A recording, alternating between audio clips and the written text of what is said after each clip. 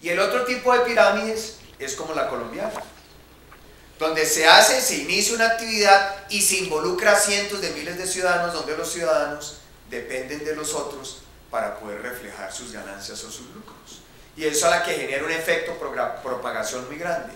Porque si bien es cierto una pirámide de estilo Madoff significa pérdidas económicas gigantescas, no compromete en un momento dado la institucionalidad de una manera tan severa como sí significa una pirámide al estilo colombiano, porque son millones de personas las afectadas. Entonces, lo primero que uno tiene que mirar en esto es frente a qué tipo de pirámides o frente a qué tipo de actividad ilegal estoy enfrentando para diseñar las respuestas de la institucionalidad. Y seguramente en la presentación de la Superintendencia Financiera vamos a encontrar que hay diferentes tipos de pirámides. Aquí hay pirámides que se construyen a través de mesas de dinero en actividad bursátil, como una forma de poder captar y financiar recursos, por ejemplo, para atender responsabilidades estatales. Esa es una pirámide muy especializada, pero que siempre lleva a ver cómo hace, a través de instrumentos financieros sofisticados, yo rompo la legalidad. Entonces, ahí hay un problema muy delicado que debe enfrentarse para poder definir cuál es esa estrategia interinstitucional de lucha contra las pirámides. El caso de Colombia, ¿qué muestra? El caso de Colombia muestra un componente que es muy delicado, que estuvo presente en la pirámide de Albania, que estuvo presente en la pirámide de Perú, estuvo presente en el problema de pirámides del Ecuador de 2006-2007, y es que la actividad está relacionada con problemas de dineros provenientes de actividades ilícitas. Es decir, estructuras mafiosas conciben procesos de captación ilegal para poder hacer operaciones, por ejemplo, lavado de activos, o poder hacer penetraciones en la sociedad con otros propósitos. Y ese es un tema que sí es bastante complejo de desarrollar, que lo vivimos como ninguno otro en el caso de Colombia. Porque en Colombia, cuando se detecta por primera vez la operación de DMG en el año 2006 y se le decreta la captación masiva ilegal con unos recursos que se encontraron en efectivos en un movimiento en el departamento del Putumayo, desde ahí claramente se diseña una estructura para poder sobreponer la capacidad legal del Estado y poder actuar de una manera aparentemente legal para que el Estado no tuviese los instrumentos y poder actuar sobre ellos. Y claramente el concepto de pirámide colombiana de los grupos DMG, DRF y en especial DMG se diseña para burlar a la Superintendencia Financiera y poder generar una interinstitucional del Estado que hacía muy lenta la capacidad de reacción o de recuperación frente a un fenómeno de esa magnitud. Y ahí es donde uno empieza a entender la complejidad de un tema como el de las pirámides y lo que ocurrió en el caso colombiano, donde de una manera reiterada y permanente la gente, con ese afán de enriquecimiento y muchos de ellos provenientes de actividades en algunas zonas ilícitas, estaban dispuestos a hacer una apuesta ante la incapacidad de generar esos recursos dentro de un sistema formal. ¿Dónde empieza uno a entender eso? Por ejemplo, cuando nosotros el tema llegaba al resorte de la DIAN, después de que se da todo ese proceso de intervención y en las visitas que nos tocó hacer al departamento del Putumayo, mucha gente no quiso ni siquiera reportarse e inscribirse dentro de la lista de afectados porque tenían serio temor que por esa vía pudiera la DIAN hacer un seguimiento de sus recursos. Y ahí empezamos a entender que había personas que habían apostado 1.000, 2.000 millones de pesos al juego de pirámides, donde claramente el negocio tenía otras connotaciones. Si la gente estaba dispuesta a perder capitales de ese orden y no estaba dispuesta ni siquiera a reportarse en la lista, sino que prefería estar por fuera del sistema, muestra el desafío que enfrenta la institución para poder diseñar mecanismos en actuación de pirámides. ¿Y dónde se refleja esa problemática? Pues recuerden el estallido social que tuvimos en los departamentos del Putumayo y Nariño.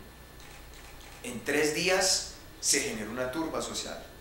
En 3 días se generó una explosión de tal magnitud que prácticamente eso comprometía la estabilidad de estas regiones y por ende la estabilidad de muchas instituciones ante la dificultad de poder atender lo que era una clara estafa inducida por la gente. Porque cuando hablábamos con la gente preguntábamos al Estado quién le preguntó si podía llevar los recursos allá o no. Pero después de que son estafados, la responsabilidad de quién es del Estado, es de los funcionarios. Pues vaya reflexión más ganadora. Yo no le pregunto al ministro si debo llevar la plata a DMG. Ah, pero si pierdo la plata en DMG es culpa del ministro. Y al ministro hay que juzgarlo, y al ministro hay que investigarlo, y a las entidades hay que hacerles los procesos debidos en las diferentes instancias de control. Porque hay unos ciudadanos que fueron estafados bajo un principio de una formulación de una actividad claramente ilícita que tenía connotaciones criminales y que creaba esa complejidad. Difícilmente había uno podido entender una situación de esas, sino cuando tuvimos que llegar a la declaratoria de una emergencia social. Y la declaratoria de una emergencia social no reflejaba otra cosa distinta, sino el alcance del problema de las pirámides.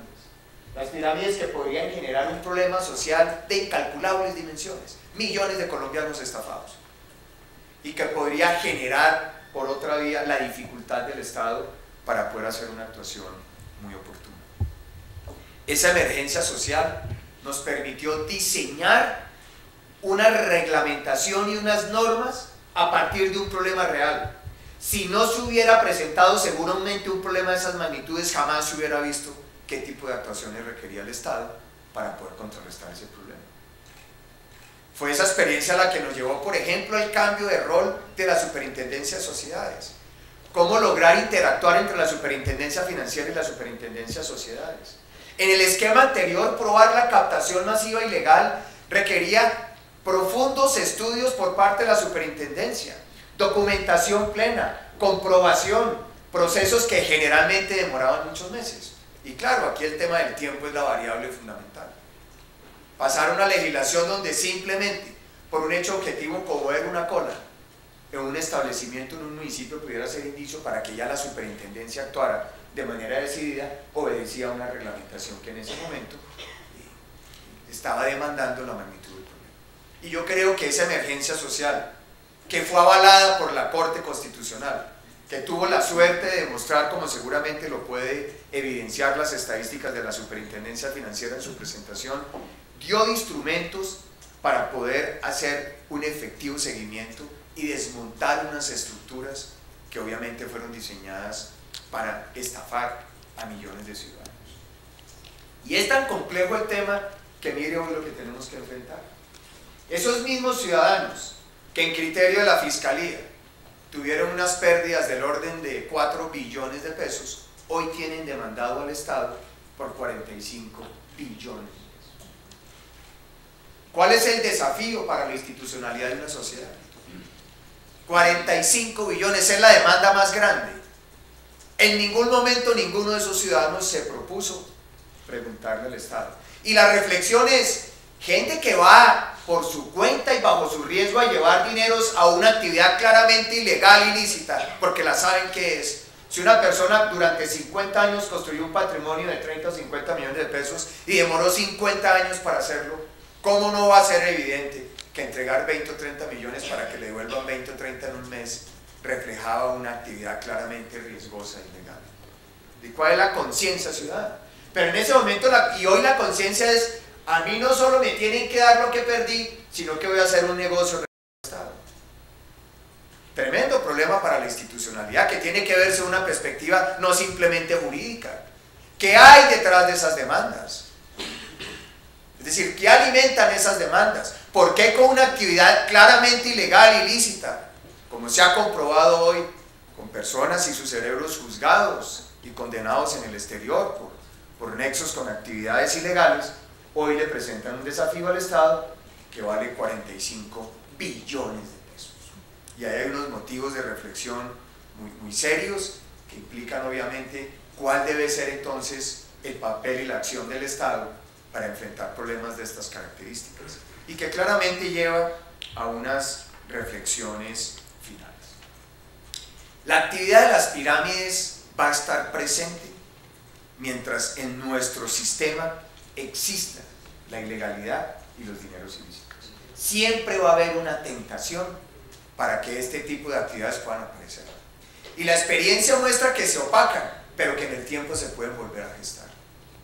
Quiere decir que los instrumentos que se puedan desarrollar a nivel de las instituciones claramente deben permitir, sobre todo, la actuación rápida y severa que permita de una manera decidida poder advertir procesos de formación de actividades ilegales que claramente se determinan como pirámides.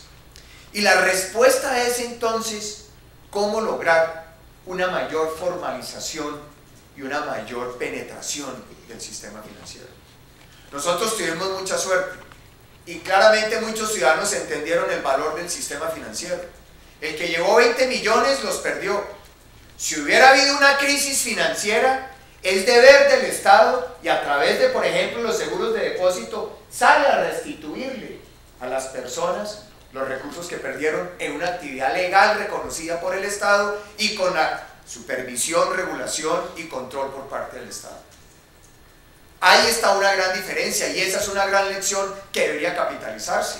El sistema financiero formal probó la importancia con mecanismos de respuesta. La institucionalidad muestra que tiene cómo proteger. Y eso da una gran lección porque mucha gente dice que es que cuando hay crisis financieras, el Estado salva a los dueños de los bancos, ¿no? Cuando hay crisis financieras, el Estado salva a los ahorradores, que es muy diferente. Pero no se puede considerar al que perdió la plata en pirámides un ahorrador para que el Estado sea el que comprometa recursos fiscales en su apoyo. Es muy duro, pero esa es la gran diferencia de la institucionalidad, esa es la gran diferencia de la legalidad. Por eso ser legal paga, porque el ser legal paga para poder tener protecciones en caso de dificultad y de crisis. Hay quien responda. Y esa es una lección que claramente debería capitalizar el sistema financiero colombiano. Afortunadamente se logró controlar, y se logró controlar a tiempo y evitar que se hubiera generado un efecto de desconfianza en todo el sistema, porque en ciertas regiones del país surgía rabia en las protestas sociales contra las entidades financieras por parte de quienes habían perdido en la actividad ilegal de las pirámides entregando sus recursos. Y ese tiene que ser el motivo de reflexión. Por eso un sistema financiero sano, un sistema financiero bien regulado, un sistema financiero que tenga buenos márgenes de solvencia, que sea rentable, es una garantía para poder contrarrestar el efecto de actividades ilegales. Y el camino tiene que ser mayor profundidad, mayores niveles de bancarización, la medida que la gente sienta que tiene acceso a los servicios. Pero claramente quienes están en actividades informales, ilegales y manejan fundamentalmente efectivo, pues les cuesta mucho trabajo insertarse en la legalidad, porque la legalidad cuesta. Y la legalidad es eso, la legalidad es reconocer que la tasa de interés en mis depósitos es baja porque eso es lo que permite que la economía vaya bien. Y si la justificación para llevar la plata a las pirámides es que los bancos no me pagan sino el 5% de interés, pues frente a eso no podemos desarrollar legislación.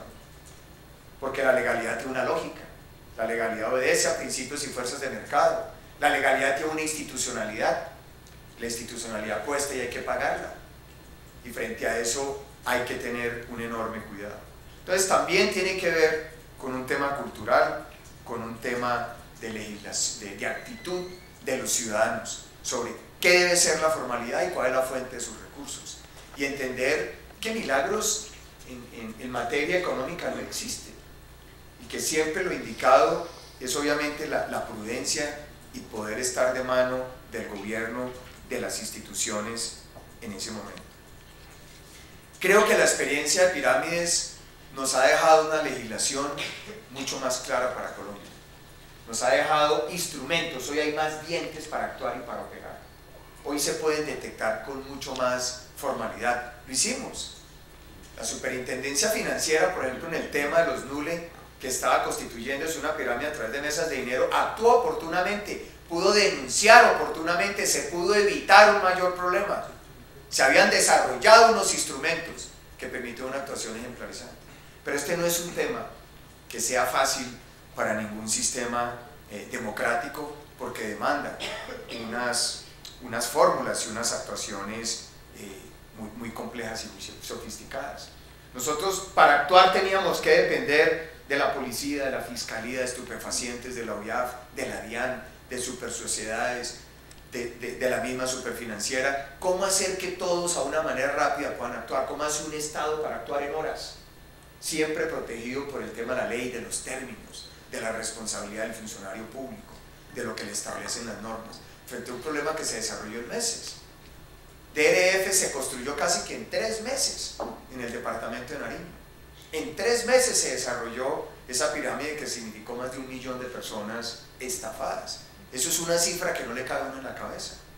Con una capacidad de logística, de mover efectivo, de movilizarse, y el Estado detrás, para ver cómo podía hacer expedientes, cómo podía abordar la contabilidad, cómo podía hacer un sistema probatorio. Nosotros no teníamos una legislación diseñada para combatir pirámides y menos cimentadas en estructuras mafiosas o criminales. Es probable que tuviésemos instrumentos para pirámides sofisticadas al estilo Madoff, pero no teníamos instrumentos para diseñar y atacar pirámides de las estructuras que vimos en el caso de Colombia, de DNG y de DRF.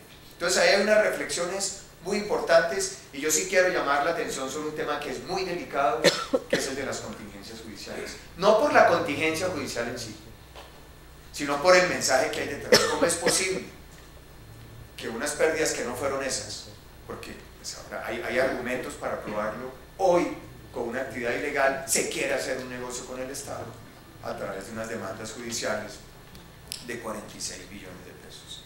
Y ahí hay prestantes abogados involucrados, hay gente que ha motivado la reflexión de una demanda judicial, hay gente que ha visto una oportunidad de negocio para demandar al Estado en actividades claramente ilegales, y repito, donde nadie, quien tomó esa decisión, fue a preguntarle al Estado ni lo llevó a establecimientos reconocidos o aprobados por la legalidad, por la institucionalidad. De tal suerte que yo creo que esa es una experiencia que debemos construir. Siento que en su momento la declaratoria del estado de emergencia social permitió una reacción de las dimensiones que requería el problema, se enfrentó. Utilizar un estado de excepción de la Constitución mostraba la dimensión del problema. El aval que le da la Corte Constitucional claramente indica que era el camino para resolver esa dificultad, y de allí se deriva una legislación que creo puede aportar mucho a la estabilidad y a generar las herramientas para poder atacar estos fenómenos que contagian a toda la sociedad, porque generan unas posibilidades de ganancia y de lucro. Mucha gente ganó, es la verdad, mucha gente ganó. En todas las instituciones del Estado, en el Ministerio de Hacienda había gente que me reconocía que había tenido recursos allá, gente de la seguridad, de las instituciones, de la policía, de las fuerzas militares, de los ministerios. Era sorprendente, gente de estrato 6 en la ciudad de Bogotá, que eso sonaba muy atractivo, gente capaz, preparada, gente que ha ido al sistema financiero, gente que se ha educado y era movida por ese afán, y eso refleja que en el fondo el afán de enriquecimiento justifica muchas de esas actividades, pero lo que no puede permitir el Estado es ni que esas actividades generen rescate del Estado, porque no es posible. Ningún país, en ninguna de las experiencias, ha habido rescate fiscal con las personas que han actuado y han llevado los recursos a actividades ilegales. No ha habido rescate fiscal, no puede haber rescate fiscal. Rescate fiscal tiene que haber en una crisis financiera, porque es producto de la legalidad. Y para eso se ha dado el Estado en aprobar unos bancos, unos establecimientos, para eso tiene una institucionalidad diseñada para darle esa confianza al ahorrador, de que en caso de dificultad sale a responder adecuadamente, y ese es el precio que debe pagarse en la legalidad. Y me parece que hay una reflexión de fondo que lleva a mirar que el gran aliado para poder superar estos fenómenos de las actividades ilegales debe ser la profundización del sistema financiero, la mejora de los sistemas de regulación, una mayor bancarización, una mayor democratización en esos sistemas, que es el camino lógico para poder garantizar la protección de los dineros del público, de los dineros de la gente, que es lo más sagrado y que es lo que habría que buscar en todo tipo de legislación y en las actuaciones del Estado. Con esas consideraciones, entonces, creo que resulta muy oportuno este foro. Ojalá, doctor Marco, pueda de esto surgir un documento, ojalá se pueda motivar escribir sobre este tema. Repito que uno de los grandes problemas es que no hay una literatura abundante y las experiencias son muy particulares. Cuando nosotros fuimos a pedir apoyo a las entidades multilaterales, pues prácticamente había unos escritos sobre experiencias generales de unos 2 o 3 países, pero no había nada que nos pudiera inducir en el campo regulatorio. No había nada que dijera, mira, la forma de enfrentar estas pirámides, porque la naturaleza de cada una de ellas depende de las realidades de cada uno de los países. Pero creo que hoy podemos mostrar con las actuaciones de la superfinanciera, con las actuaciones de las supersociedades, del híbrido que se generó para poderle dar muchos más dientes, para poder actuar en dos frentes, para evitar sesgos en el diseño de las operaciones y que en un momento dado salgan del ámbito de supervisión de la superfinanciera y se trasladen a supersociedades, quedan plasmadas en la emergencia social y en el marco legislativo que en ese momento se definió y se creó, y que esperemos eso sirva para que esta pesadilla se supere. Hace 15 días yo tuve la oportunidad de ir con el presidente Uribe Nariño y yo le dije, presidente, yo creo que aquí nos van a tirar piedra. Estamos volviendo 3 años después al corazón del problema. Aquí la gente, en un número muy importante, un departamento de 1.200.000 habitantes, hubo más de 600.000 afectados, pues, prácticamente toda la población. Sin embargo, fue muy reflexivo escuchar a la gente, y la gente reconociendo lo que en su momento fue una ingenuidad, un deseo de lucro, un deseo de enriquecimiento que los llevó a una tragedia de estas características, y reconocer que obviamente eso les deja claro que lo que queda es la institucionalidad del sistema financiero, el fortalecimiento de estas instituciones para que la gente cada día pueda tener un mayor acceso y un mejor uso de ellos. Entonces celebro esta iniciativa, creo que se pueden lograr cosas importantes, hay un marco legislativo y ojalá pues el Estado, sé que el Ministerio de Hacienda, la Superfinanciera han venido trabajando de una manera decidida, con un gran rigor, para procurar una defensa de la nación muy justa, pero creo que en eso los jueces y los tribunales tienen que ir mucho más allá y ver qué hay detrás de un problema de estas características y cuáles son las pretensiones que se buscan con el Estado, porque pues, sería impagable, sería un desastre para la economía, para la sociedad, que ahora el Estado tenga que pagar a unas personas que por cuenta y motu propio decidieron ir a unas actividades con un deseo de enriquecimiento que no correspondía a cánones legales ni a lo que era la tradición de unas instituciones y de un país como el nuestro.